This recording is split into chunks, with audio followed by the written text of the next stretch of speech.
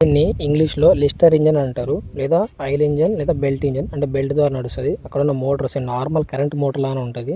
ఇక్కడ ఉన్న బెల్ట్ ద్వారా ఈ మోటార్ నడుస్తూ ఉంటుందంట. ఇది గుంజి దాంట్లో ఉన్నది గుంజేస్తే ఆవిరితో నీళ్ళు పైకి వస్తూ ఉంటాయి. దీనిలో కూలింగ్ వాటర్ కూడా అవసరం అంట. మన మోటార్ ఇక్కడ ఒక గేట్ వాళ్ళకి పెడతారు. పెట్టిన నీళ్ళు ఇందులో నుంచి లోపలికి వెళ్ళి మళ్ళీ పైనుంచి ఇట్లా బయటకు రావాలంట. అంటే కూలింగ్ కూడా కావాలి. దీని కరెంట్ కోసం కూడా వాడచ్చు. కానీ అయినా సరే దీనికి నీళ్ళు అయితే ఖచ్చితంగా అవసరం అంట. నార్మల్ నీళ్ళు, నీళ్ళు అయితే ఉండొద్దు.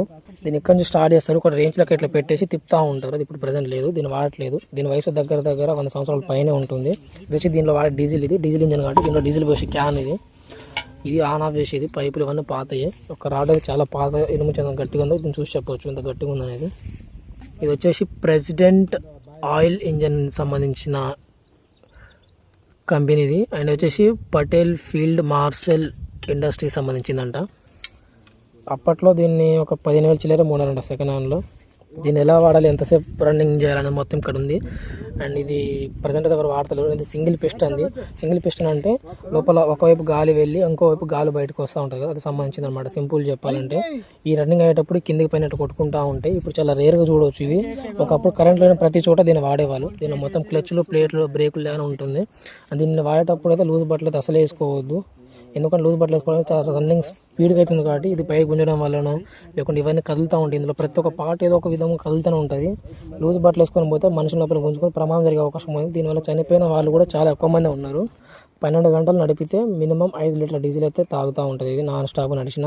దీనిలో వచ్చే మేజర్ రిపేర్లు వచ్చేసి బేరింగ్లు ఖరాబ్ అవుతాయి. అంటే రన్నింగ్ అయ్యి ఒకవేళ నీళ్ళు సరిగా కూలింగ్ వాటర్ వెళ్ళకపోతే లోపల వేడి వాటర్ వెళ్ళడం వల్ల వేడికి బేరింగ్లు పగిలిపోతూ ఉంటాయి. లోపల అంతా మేజర్గా రిపేర్ అయితే మీరు రావంట. ఇది చాలా బరువుగా ఉంటుంది. ప్రజెంట్ అయితే దీన్ని ఎవరు వాడతలేరు. అంటే చాలామంది తక్కువ రైతులు వాడుతున్నారు. ఎక్కడో రేరుగా ఉండేది కూడా. ఇప్పుడు కరెంట్ వచ్చినాక అందరూ అలాంటి కరెంటు మోటార్లో వాడుతూ ఉన్నారు. కరెంట్ అనేది దాని మెయింటెనెన్స్ ఖర్చు అవన్నీ తక్కువ అని చెప్పేసి. కాకపోతే కాలిపోవడం ఒక జరుగుతూ ఉంటుంది. దాంతో కంపారిసివ్ అసలే కాలవు, చాలా తక్కువ. కానీ డీజిల్ మాత్రం తాగుతూ ఉంటుంది కాబట్టి దాన్ని డీజిల్ పెట్టి నడిపేది కాదు. దూరం ఉన్న రైతులు కరెంట్ అవకాశం లేని వాళ్ళు దీన్ని చేస్తూ ఉన్నారు. కానీ ప్రజెంట్ అయితే ఎవరు వాడతలేరు, పక్కన పడేసారు. ఇట్లా దీన్ని నడిపేటోళ్ళు చాలా ఎక్స్పీరియన్స్ ఉన్న వాళ్ళని నడపాలి. అవన్నీ విషయాలు ఉంటాయి కాబట్టి దీన్ని పక్కన పడేసారు. ప్రజెంట్ వాడకం తెలియని వాళ్ళు అని తెలియకపోవచ్చు. దీన్ని తిప్పి ఇక్కడ ఒక టాట్ వల్ల ఒకటి ఉంటుందంట. అది ఒక చిన్న పిన్లా ఉంటుంది. తిప్పి ఇంజన్ పొగ స్టార్ట్ అయ్యేటప్పుడు దాన్ని అది పొగ స్టార్ట్ రాగానే దీన్ని కింద పడేస్తే టాట్ వాళ్ళని నడుస్తుందంట. టాట్ వాళ్ళు అంటారంట.